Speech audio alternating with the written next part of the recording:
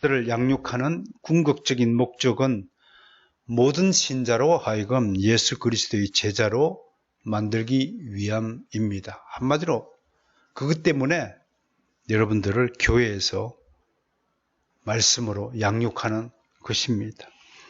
하나님 나라의 건설에 공헌하고 싶다면 먼저 주님의 제자가 되어야 합니다. 제자가 아닌 사람을 하나님 나라의 일꾼으로 인정할 수 없습니다. 하나님의 일꾼을 일러 우리는 하나님의 사역자, God's minister라고 부릅니다. 그러므로 교회의 모든 양육의 목표는 한 사람도 예외 없이 하나님의 사역자로 만드는 것입니다. 간혹 평신도 가운데에서 저는 평신도이지 사역자가 아닙니다 라고 말하는 이가 있는데 그것은 맞는 말이 아닙니다. 그 누구도 중생의 은혜와 믿음의 선물을 받은 그리스도인이 하나님이 명하신 사역을 회피하지 못하기 때문입니다. 모든 그리스도인은 각자에게 주신 하나님의 소명을 이루어내야 하는 사역자입니다. 그렇다면 하나님의 사역자가 되기 위해서는 어떤 요건을 갖춰야 하는 것입니까? 저는 오늘 많은 요건 중에서 우리 교회에 필요한 두 가지 요건의 말씀을 전해드리고자 합니다. 그것은 바로 말씀의 능력과 기도의 능력을 갖추는 것이라고 생각합니다. 첫 번째, 말씀의 능력입니다. 먼저 모든 사역자는 반드시 말씀의 능력을 갖춰야 합니다. 주의 제자들은 주님을 모범으로 해서 인생을 살아가는 사람들입니다. 기독교는 말씀의 종교입니다. 하나님 자체가 말씀이십니다. 사도 요한은 요한복음 1장 1절에서 태초에 말씀이 계신다라고 말씀하셨습니다. 이 말씀이 곧 하나님이시다라고 선포했습니다. 그리고 예수님은 영원 전부터 말씀으로 계셨고 이 말씀이 성육신 하신 분이 바로 예수 그리스도라고 증언하고 계십니다. 요한복음 1장 14절 제가 읽어드리겠습니다. 말씀이 육신이 되어 우리 가운데 거하심에 우리가 그의 영광을 보니 아버지의 독생자의 영광이요 은혜와 진리가 충만하더라. 여러분 이 말씀이 정말 믿어지십니까? 말씀이 우리 눈앞에 나타나신 분이 바로 예수 그리스도 성자 하나님이시라는 것을 말하고 있습니다. 하나님은 말씀으로 천지를 창조하셨고 말씀으로 만물을 지금도 붙들고 계십니다. 여러분 이 하나님의 초역사적인 사건, 눈에 보이지 않는 영적인 일에 대해 관심이 없는 분은 항상 뭐 붙들고 있다면 손으로 뭔가 붙들고 있다는 생각, 그 수준 이상을 생각하지 못합니다.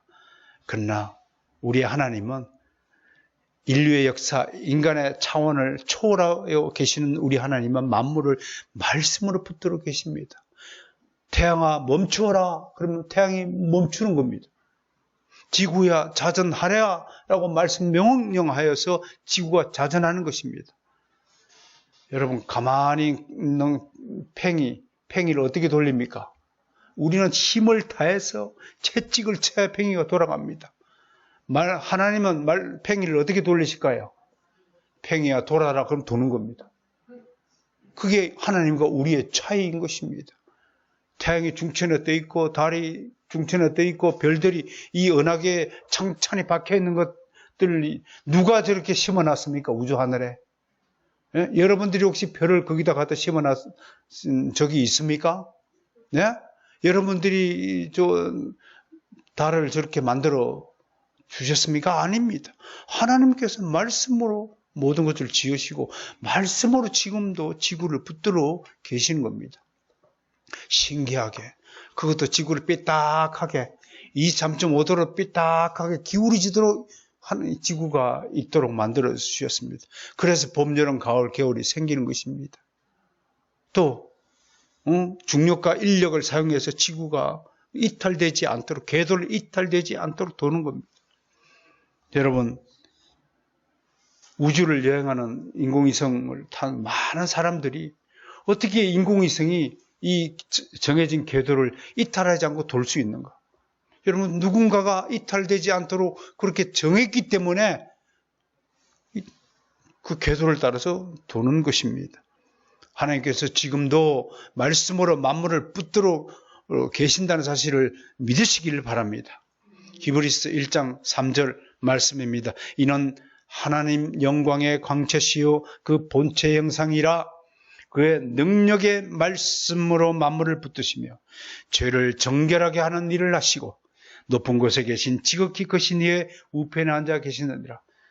이 말씀에서 우리가 볼 수 있는 것은 하나님의 위대한 사역 중에 하나가 죄를 깨끗하게 하시는 일입니다. 그 누구도 죄악을 깨끗하게 씻어줄 분은 없습니다. 걸레 빨아보세요. 그런 말도 있잖아요. 걸레는 빨아도 걸레는 빨아도 걸레다. 죄는 빨아도 죄예요. 우리 인간의 힘과 능력으로는 내가 지은 죄를 깨끗하게 할 수 있는 능력을 가진 인간은 한 사람도 없습니다. 오직 우리 주 예수 그리스도의 그 보혈의 값으로 죄를 정결케 하시는 것입니다. 뿐인 줄 아세요? 하나님의 말씀을 보내어서 위급한 지경에 처한 하나님의 자녀들을 치료하여 주십니다. 고쳐주십니다. 시편 107편 20절에서 이렇게 노래했습니다. 그가 그의 말씀을 보내어 그들을 고치시고 위험한 지경에서 건지시는도다. 여러분들이 정말로 위급한 지경에 처했다 칩시다. 그러면 누구의 이름을 부르겠습니까? 아버지라고 불러야지. 엄마라고 그러면 인생 끝난 거예요. 아버지 도와주세요. 하나님 저를 구하여 달라고 그렇게 자동적으로 하나님의 이름이 불려지지 않는다면 여러분들 큰일 난 거예요. 아니, 저 산에서 사시는 스님도 절벽에서 떨어지니까 아이쿠 하나님 그랬다고 그러잖아요. 인간이 하나님을 찾는 것은 본능적입니다. 그가 그의 말씀을 보내어 그들을 고치시고 위험한 지경에서 건지시는도다. 이 하나님을 믿으시기를 바랍니다. 무엇보다 하나님은 정말 말씀을 사랑하고 말씀에 순종하고 말씀을 존귀 여긴 자는 확 높이십니다. 그런데 하나님의 말씀을 멸시하는 자, 성경을 읽어도 그게 무엇인지 모르는 것도 하나님 말씀 멸시하는 거예요. 무지도 하나님의 영광을 가리는 겁니다. 그래서 무지한 자를 성경은 계속 다독이면서 무지에서 벗어나라고 하나님은 계속 가르치는 겁니다. 여호와를 알라, 힘써 알라. 예수 그리스도를 아는 지식에서 자라가라. 계속 강조하는 것입니다. 무지하면 고집 세고요. 고집이 세면은 제갈 길로 가기 때문에, 멸망의 길로 가기 때문에 하나님이 안타까워하시는 거예요. 요즘 드라마 제목이 멸망의 집으로 찾아왔다는 제목을 가지더라고요. 참, 아니 다룰 주제가 없어서 멸망을 다룬단 말입니까? 멸망하면 뭐 좋습니까? 여러분 멸망하기를 소원하시는 분이 계십니까? 우리 가운데? 어떻게 하면 좋은 성공을 해야 될까? 오늘 여호수아 읽은 1장 8절에서요. 형통하리라가 You will have good success라고 되어 있습니다. 영어 성경으로요. 좋은 성공, good success라고 영어를 번역하고 있어요. 여러분 하나님의 말씀에 순종하여서 정말로 좋은 성공자가 되기를 소망합니다. 그런 성도가 되어야 예수 믿는 보람도 있고 예수 믿는 가치도 있는 것이지 않겠습니까? 여러분들이 예수를 믿고 하나님 말씀에 순종하는데 우리의 인생이 가면 갈수록 쪼그라들고 우리 인생이 계속 핍박해지고 나쁜 심성을 갖게 된다면 그거는 성령의 역사가 아니라 악령의 역사라고밖에 볼 수가 없습니다. 여러분 하나님의 말씀을 묵상하는 여호수아는 하나님이 형통케 하셨지만 말씀을 무시한 사울은 버리셨습니다. 오늘 방금 소개한 여호수아 1장 8절에서 여호수아는 형통하게 되었습니다. 그러나 여호와의 말씀을 버린 사울은 어떻게 됐습니까? 사무엘상 15장 26절의 말씀을 제가 읽어드리겠습니다. 사무엘이 사울에게 이르되 나는 왕과 함께 돌아가지 아니하겠소. 왜? 이것은 왕이 여호와의 말씀을 버렸기 때문에 여호와께서도 왕을 버리셨습니다. 그래서 나는 이제 당신과 하나님이 버리신 사람과는 나는 당신과 사귀지 않겠습니다. 함께 하지 않겠습니다. 이 어마어마한 신앙 고백이에요. 우리는 진짜 여호와 유일신 사상을 가진 사람이어야 합니다. 여호와만이 나의 하나님이요, 나의 영원한 왕이요, 내가 사랑해야 될 유일한 대상이라는 사실을 고백해야 됩니다. 그래서 그리스도인은 말씀을 사랑하고 말씀을 묵상하고 말씀대로 살기를 갈구해야 됩니다. 이 말씀 신앙에 꽂히지 않는 사람은 항상 머릿속에 잡념이 드는 거예요. 다른 생각 드는 거예요. 그래서 집중하지 못하는 거예요. 여러분, 말씀을 사랑하고 말씀을 읽고 말씀을 묵상하면요, 오직 한 가지 생각밖에 없어요. 내가 해야 될 일이 무엇인가를 정확하게 쳐다보는 능력이 생기는 겁니다.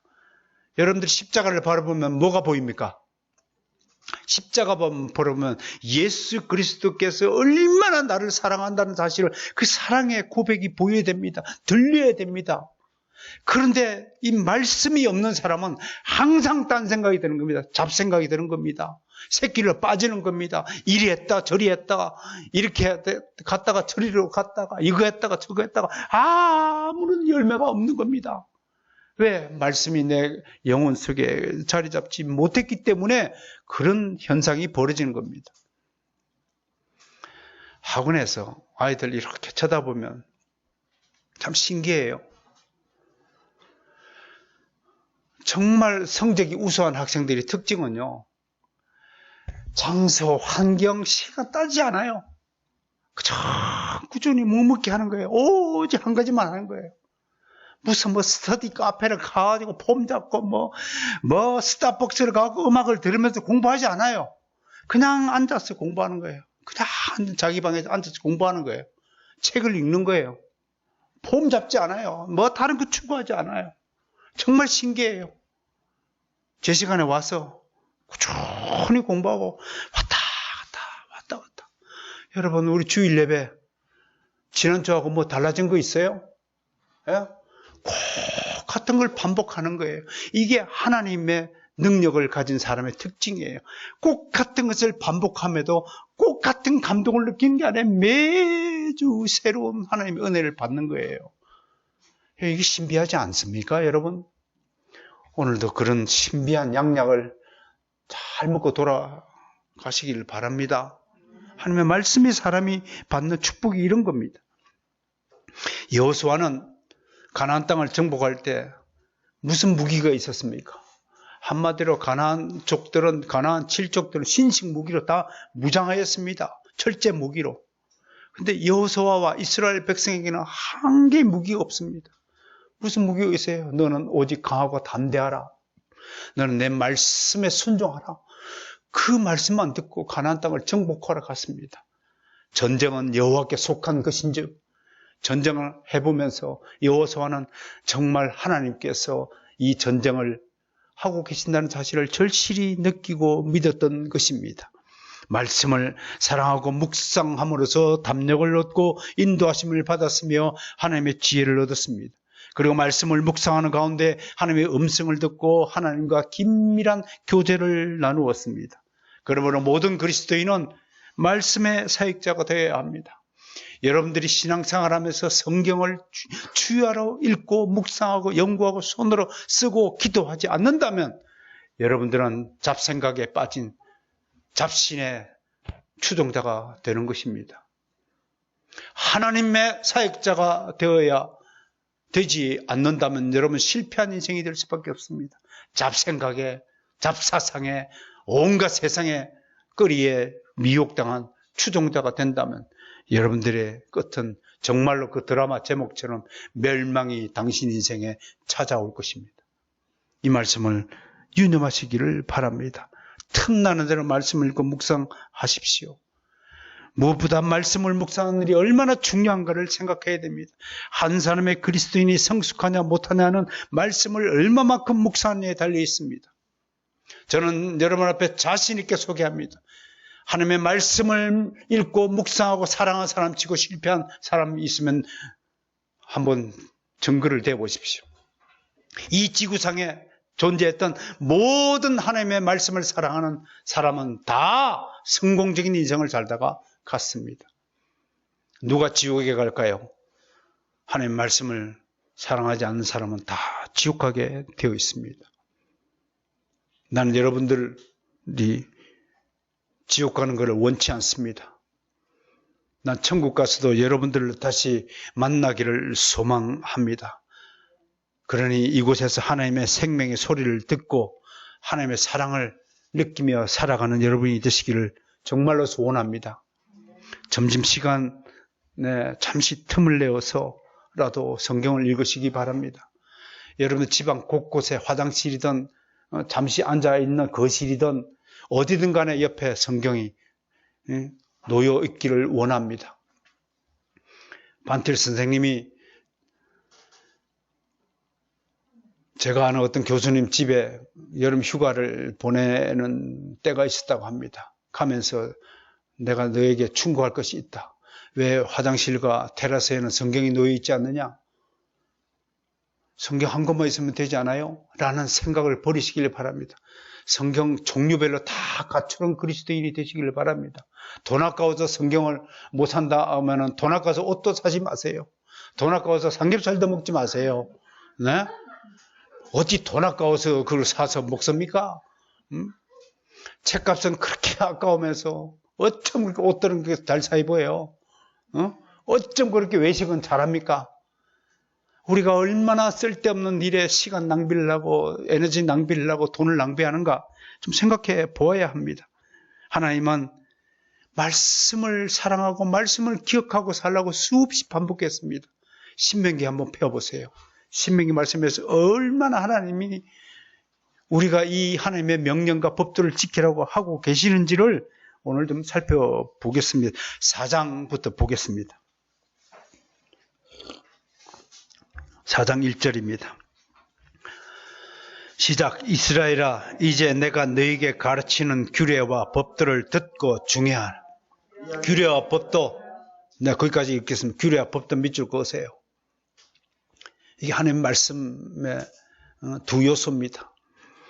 4장 13절 시작. 여호와께서 그의 언약을 반포하시고 너에게 지키라 명령하셨으니 그 십계명이며 두 돌판에 친히 쓰신 것이라.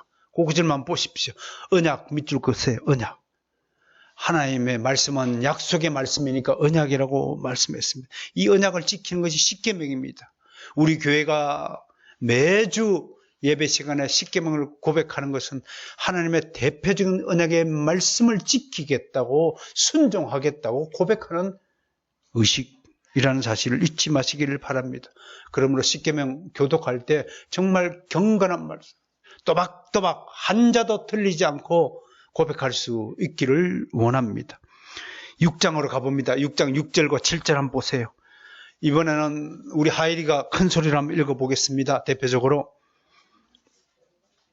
6장 6절 7절 오늘 내가 내게 명하는 이 말씀을 너는 마음에 새기고 내 자녀에게 부지런히 가르치며 집에 앉았을 때든지 길을 갈 때든지 누워있을 때든지 일어날 때든지 이 말씀을 공론할 것이며. 아멘. 우리 신원선 목사님 가정은 우리 하일이에게 반드시 이렇게 하고 계신 줄로 믿기를 원합니다. 아멘. 앞으로 이런 가정이 되어 주시면 좋겠습니다. 7장 12절 시작. 너희가 이 모든 법들을 듣고 지켜 행하면 내 하나님 여호와께서 내 조상들에게 맹세하신 언약을 지켜 내게 인애를 베풀 것이라. 8장 11절 시작. 내가 오늘 내게 명하는 여호와의 명령과 법도와 규례를 지키지 아니하고 내 하나님 여호와를 잊어버리지 않도록 삼갈지어다. 10장 13절 시작. 내가 오늘 내 행복을 위하여 내게 명하는 여호와의 명령과 규례를 지킬 것이 아니냐. 좀 더 해볼까요? 이 정도 하면 되겠습니까? 얼마나 하나님이 곳곳에서 당신의 명령과 규례와 법도 하나님의 말씀을 지키고 행하라고 강조하고 있는가? 왜 기독교가 말씀의 종교여야 하는가를 명백하게 하나님께서 말씀하고 계십니다. 신명기 28장 2절 내가 내 하나님 여호와의 말씀을 청정하면 이 모든 복이 내게 임하며 내게 이른다. 말씀을 지키는 자에게 하나님께서 복을 주신다고 분명히 약속하고 있습니다.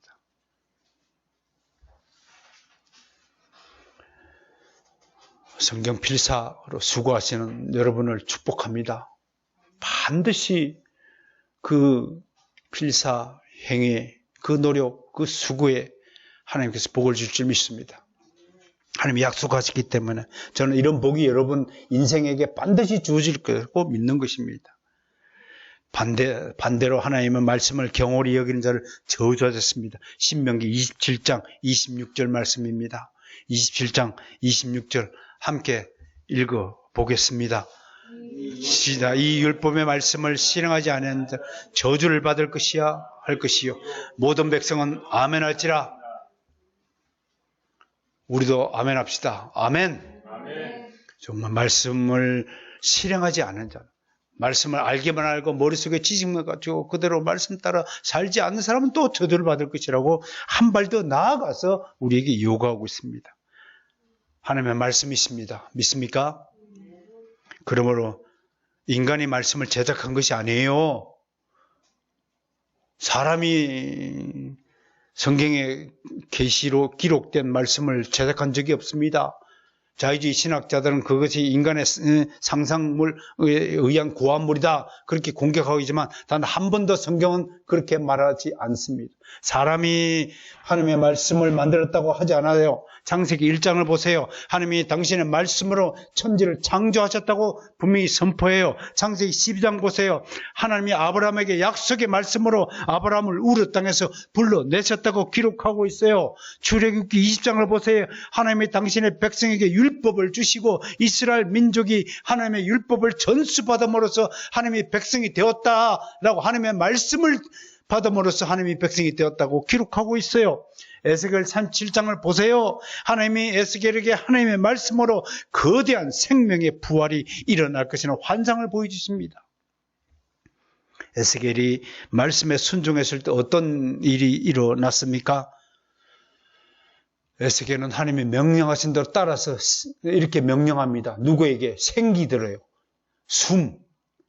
숨아, 생기한테 명령을 해요. 말은 빼어기 명령한 것이 아닙니다. 에스겔 37장에서 이렇게 얘기해. 생기야, 사방에서부터 와서 이 죽음을 당한 자에게 불어 들어가서 살아나게 하라. 이야, 얼마나 놀랐습니까? 왜 이런 명령을 했다고 생각하십니까, 여러분? 숨을 주시는 주인이 누구라고요?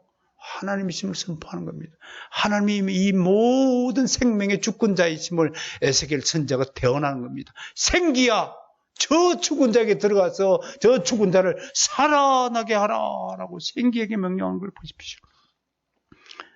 또 말씀이 육신이 되신 예수 그리스도를 보십시오. 그분 안에서 하나님의 말씀은 완전 무하게 우리에게 전달되었습니다. 로마서 10장을 보세요. 영적인 생명은 말씀을 통해 우리에게 전달됩니다. 성경 어디에서 인간이 말씀을 창조해냈다고 주장하고 있습니까? 옛날에 2000년 초반에 성공한 교회의 9가지 특성이라는 작품으로 유명세를 떨친 목사님이 계십니다. 그분이 마크 데브 목사님입니다. 그분이 어느 리셉션 행사에서 성경이 왜 하나님의 말씀인가를 강연했습니다. 근데 그 자리에 있던 한 천주교 신자가 다가와서 선생님 참 좋은 강연이었습니다. 그런데 성경이 교회를 만들었다는 낡아 빠진 개신교적 주장에는 제가 동의할 수 없습니다. 성경은 교회가 만든 것인데 그건 삼적 논자도 다 아는 것인데 어떻게 하나님 교회가 하나님이 성경을 만들었다고 주장할 수 있습니까? 라고 묻더랍니다. 그래서 마크 데브 목사가 그 다음 글에 이렇게 고백하고 있어요. 나는 왜 천주교 신자가 구원을 받지 못하는 것인지를 분명히 알았다. 하나님은 항상 일하시고 행동하십니다. 그러나 그것만으로 그치지 않습니다. 항상 말씀을 곁들이십니다. 하나님 말씀쟁이십니다. 항상 하나님의 일하시지만 말씀과 함께 일하십니다. 성경 66권을 읽어보세요. 하나님이 항상 우리를 구원하시기 위해서 힘을 넣어, 땀 흘려 일하시면서 항상 우리에게 말씀하십니다. 여러분 자식을 키울 때 여러분 자식하고 대화하지 않습니까? 언제 가장 행복한 줄 아세요? 부모가 자식이 집에 돌아와서 아버지 어머니 앉아보세요. 오늘 무슨 일이 있는 줄 아세요? 항상 대화하기를 기다립니다. 그래서 효도 10계명 가나안 농군학교 그 교장 선생님으로 계시는 김평일 장로님 지은 그 효 10계명 중에서 집에 돌아오면 아버지께 오늘 무슨 일이 일어난 것을 설명하는 것이 효도에 속한다고 하였습니다. 하나님은 우리가 이해할 수 있도록 자신이 행하신 일을 설명해 주십니다. 위대한 구원의 역사가 어떻게 시작되고 진행되고 마감되는지를 자상하게 설명해 주십니다. 여러분, 말씀의 사역자에게 갖춰야 될 중요한 자질 중 하나를 지금 여러분께 소개했습니다. 자상해야 합니다.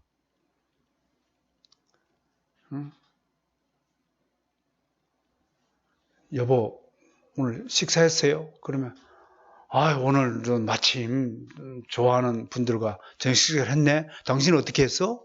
이렇게 좀 자상한 남편이 탁 떼받아가지고 여담도 받고 있는 사람이 있어? 그렇게 얘기하면 안 됩니다. 응? 무뚝뚝하게 말해요. 좀 자상하게, 따뜻하게, 일을 할 때 항상 이렇게 대화를 할 때 좀 따뜻하게 자상한 모습을 갖추는 것이 우리 하나님의 닮는 것이다 라는 것을 설명할 수 있습니다. 특히 하나님의 이 언어적 본성은 우리 인간관계 방식에 그대로 적용되어야 할 것입니다. 우리는 어떻게 서로를 알게 됩니까? 그저 지켜보고 가만히 바라보는 것만으로도 물론 관계를 맺을 수가 있을 것입니다. 그러나 의사소통 없이 우리는 친하다고 말할 수 없습니다. 친한 사이끼리는 늘 대화하잖아요. 특히 여자들 보면 얼마나 서로 대화를 많이 하는지요. 남자들이 그런 것들은 우리 여성들에게 좀 배워야 할 겁니다. 남자 시신 모임 막 1시간 동안 대화가 없어요. 어느 저녁 식사 자리를 가봤어요. 세 사람이 술 한 잔을 곁들이고 밥을 먹는데 대화가 없습니다. 꼭 술만 먹습니다. 근데 대신에 여자들이 있는 자리에 가보면 쉴새 없이 커피가 다 식어가는데도 커피 그거는 안중에도 없고 니네 남편은 어떻는데 우리 남편은 어떻고 저떻고 그래도 그런 대화 속에서 친밀함을 유지하는 것입니다. 요즘 개를 많이 키우잖아요. 엊그저께도 키우는데 엄마 여기 있다 막 그러고.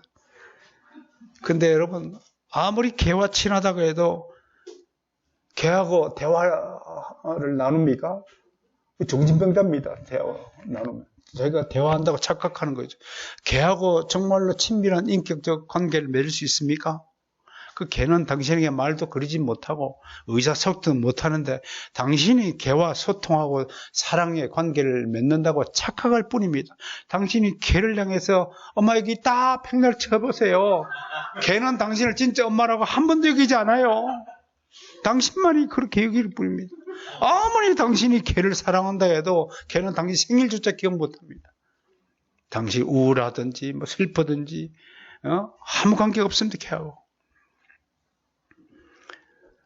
당신 집에 오면 개가 꼬리를 흔들고 반겨준다고 핥아준다고 아이고 이쁘다 내 새끼 해봐요. 그 새끼는 인간 새끼가 아니고 개 새끼에 불과합니다. 착각하는 거죠. 왜 당신은 개하고는 그렇게 다정하게 대화하면서 왜 하나님과 진짜 우리의 주인인 하나님, 우리가 정말 사랑해야 될 하나님과는 단 한마디 대화조차 시도하지 않습니까? 그 대화가 바로 기도라는 것입니다. 한마디 대화도 하지 않습니까? 그러므로 여러분 말이 얼마나 중요한 것인지 알아야 돼요. 말은 대화를 위해 있는 것입니다. 대화는 서로의 생각과 의견을 나누는 것입니다. 하나님이 인간에게만 말이라는 언어를 준 것은 이처럼 위대한 의사소통 때문에 주어진 것임을 믿으시길 바랍니다. 그러므로 말을 잘해야 됩니다. 대화를 잘해야 됩니다. 입 딱 닫고 있으면 그놈의 속에 뭐가 들은지 누가 안답니까? 입은 열어서 말하라고 준 겁니다. 그랬더니 들어가는 거, 집어 넣는 것만 넣고 하나님께 말하는 것을 잊어버렸지 않았습니까? 무엇보다도 우리끼리의 대화도 중요하지만 또 강조합니다. 제일 먼저 하나님과 대화해야 됩니다. 그것이 바로 기도라는 사실입니다. 그러므로 하나님의 사역자가 두 번째 갖춰야 될 능력은 기도의 능력입니다. 교회는 기도하는 곳입니다. 왜 기도하십니까? 라고 물었더니 칼빈은 기독교 강요 상권 20장 2항에서 이렇게 대답합니다. 하나님 곁에 저장되어 있는 보물을 얻기 위해서 기도하라. 뭘 얻기 위해서요? 하나님이 준비한 보물을 얻기 위해서 기도하라. 세상이 주는 보물하고 하나님이 주는 준비한 보물과 어찌 비교할 게 있겠습니까? 그리고 기도의 끝에는 하나님의 응답이라는 선물이 반드시 주어진다고 말씀하고 있습니다. 이런 하나님의 선물을 받아 누리는 복된 성도가 되기를 기원합니다. 훌륭한 청교도 토마스 왓슨은 기도에 대해서 이렇게 묵상하고 있습니다. 너무 좋은 말들이라서 그대로 제가 옮겨서 여러분에게 소개합니다. 기도는 사랑을 불러일으키는 바람입니다. 기도는 우리 영혼의 거룩한 소망과 열심을 불러일으킵니다. 기도는 하나님의 능력을 우리에게 부여해 줍니다. 기도는 하나님 자비의 복을 여는 열쇠입니다. 기도는 우리 마음의 문을 하나님을 향해 열도록 하고 죄에 대해서는 닫도록 해줍니다. 기도는 완악한 마음을 누그러뜨려 주며 부풀어 오른 욕망을 가라앉혀 줍니다. 특히 세상 일에 관심 많고 세상적인 성공을 추구하는 자들은 왜 그러냐면 기도하지 않기 때문에 그 욕망이 잠재워지지 않기 때문에 속에서 부글부글 끓는 겁니다. 여러분 기도해 보세요. 그런 세속적인 욕망들은 하루아침에 거품이 싹 꺼져버립니다. 놀러 가고 싶다는 마음이 불일 듯 있나면 기도하세요. 갑자기 성령의 바람이 불어가지고 정말 그런 일들이 쓸데없다는 생각이 하루아침에 드는 겁니다. 내가 지금 해야 될 일이 무엇인가? 지난주에도 저는 6권의 책을 읽었습니다. 책을 읽는 중간에 제가 책을 많이 읽었다고 자랑하고자 이 얘기를 꺼내는 것은 절대로 아닙니다. 제가 말씀드리고 싶은 건 책을 읽는 중간에 늘 좀 이따 읽어야지라는 생각이, 유혹이 계속 찾아듭니다. 그런데 그때마다 성령님 제 마음을 붙들어 달라고 간구하며 책을 읽습니다. 그러면 순식간에 좀 이따 읽어야지라는 생각이 사라지고 맙니다.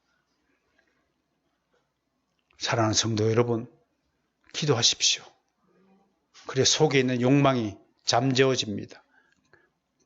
세속의 불꽃이 사그라지는 겁니다. 세상에서 내 이름을 날리겠다. 뭔가 만들어가지고 성취해가지고 뭔가를 부를 불려가지고 잘 먹고 잘 살아야 되겠다는 이런 정말 천박한 생각들이 성령의 바람 위에서 꺼지는 것이 기도의 효과입니다.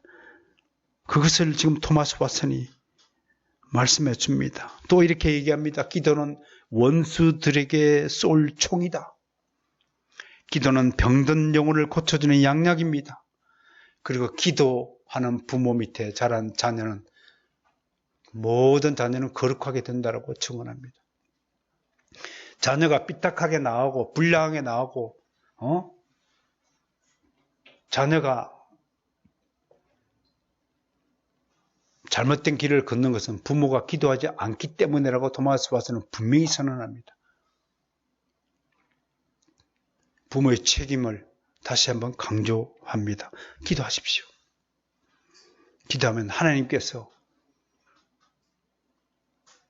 우리 자녀들 속에 들끓는 금요일은 밤이 좋아라는 생각을 확 꺼지게 만듭니다. 또 그는 기도의 실제적인 효과들을 4가지로 정리해서 우리에게 소개합니다. 첫 번째, 병이 낫는다고 말합니다. 야고보서 5장 15절 말씀이에요. 믿음의 기도는 병든 자를 구원한다고 약속하셨습니다. 아픕니까? 기도하십시오. 그리고 교회 전체가 기도할 때 역사가 크게 일어난다는 사실을 기억하시길 바랍니다. 두 번째, 기도하면 원수가 물리친다고 합니다. 나를 괴롭히는 자가 있으면 기도하십시오. 그럴 때는 아주 강력하게 악인을 물리쳐달라고 기도하십시오. 저 원수가 거꾸로지게 해달라고 기도하십시오. 물론 이런 용어가 뭐 성경적이거나 그렇지는 않습니다만 일반적으로 우리는 이런 기도를 대적 기도라고 부릅니다.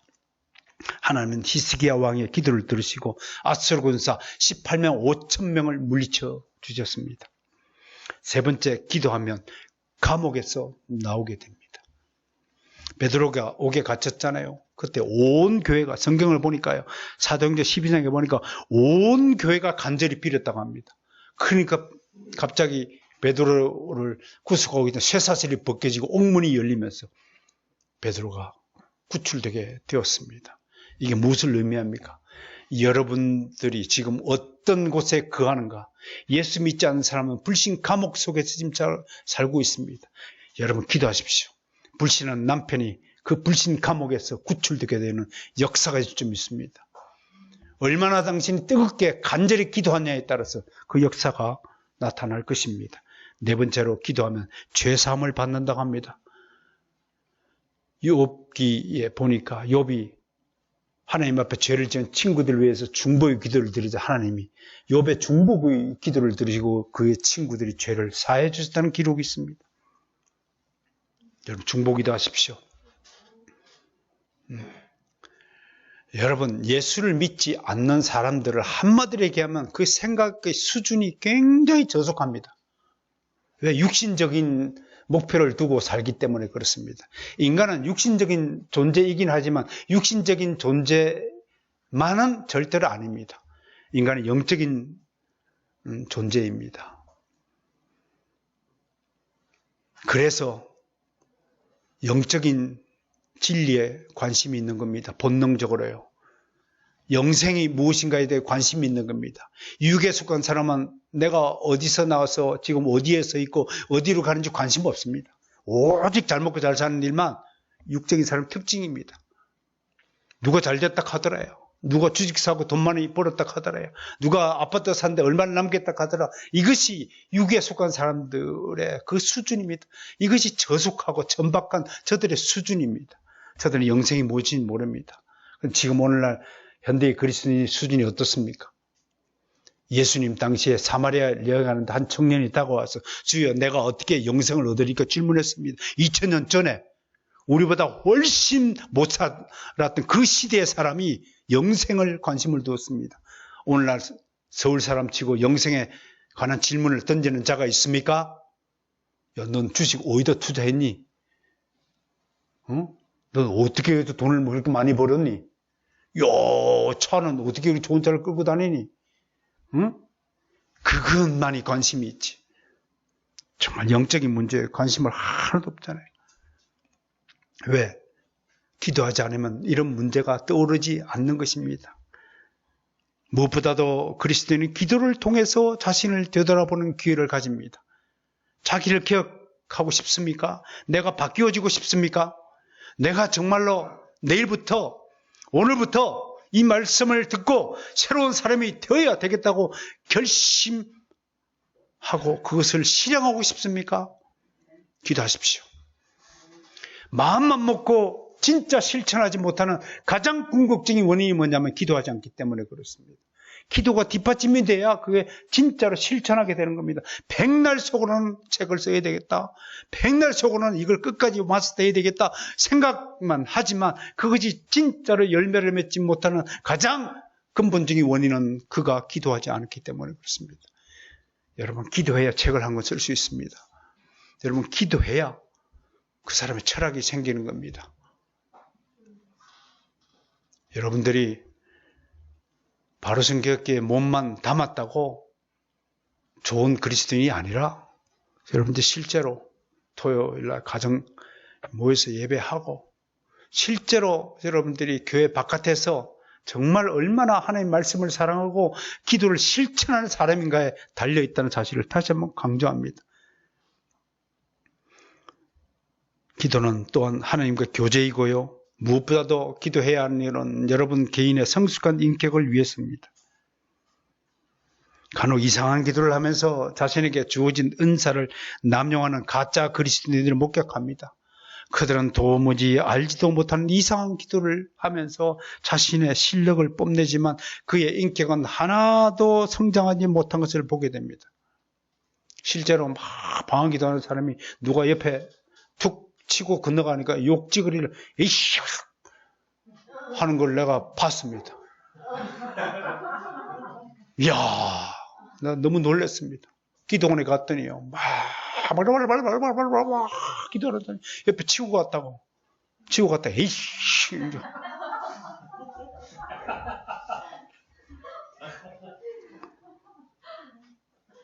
그게 무슨 기도자입니까?